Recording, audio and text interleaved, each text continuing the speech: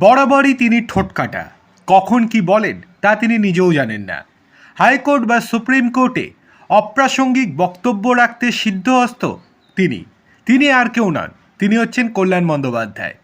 কেন্দ্রের বিরুদ্ধে বারংবার বিভিন্ন সমালোচনায় মুখর হন কল্যাণ বন্দ্যোপাধ্যায়, এমনকি গালগপ্প দিতেও ছাড়েন না কল্যাণবাবু।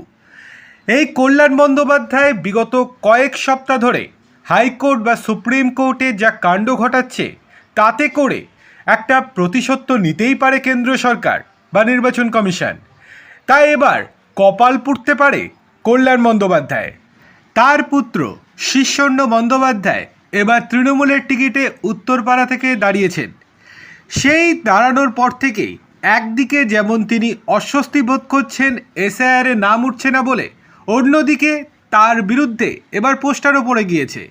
খোকা এখনও বাপ ছাড়া একা রাস্তায় বেরোতে শেখেনি, সে নেবে উত্তরপাড়ার মানুষের দায়িত্ব।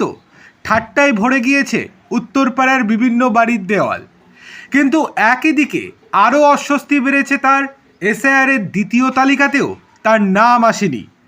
প্রথম তালিকায় নাম না আসার পর কল্যাণপুত্র শীর্ষণ্য জানিয়েছিলেন তিনি একেবারেই চিন্তিত নন, দ্বিতীয় দফা সাপ্লিমেন্টারি লিস্টে তার নাম চলে আসবেই, অনেক জোর দিয়ে বলেছিলেন তিনি।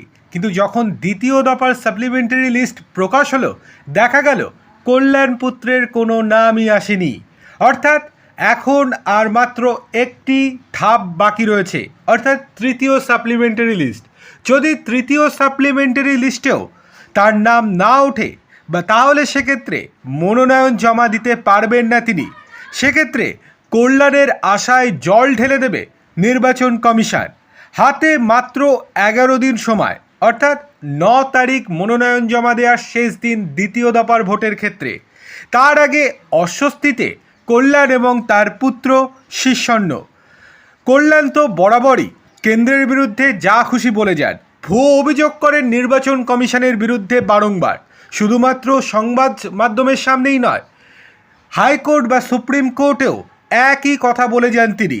এবার তার পাল্টা প্রতিশোধ কেন্দ্র বা নির্বাচন কমিশন যদি নেয়, তাহলে কেমন লাগবে কল্যাণবাবুর?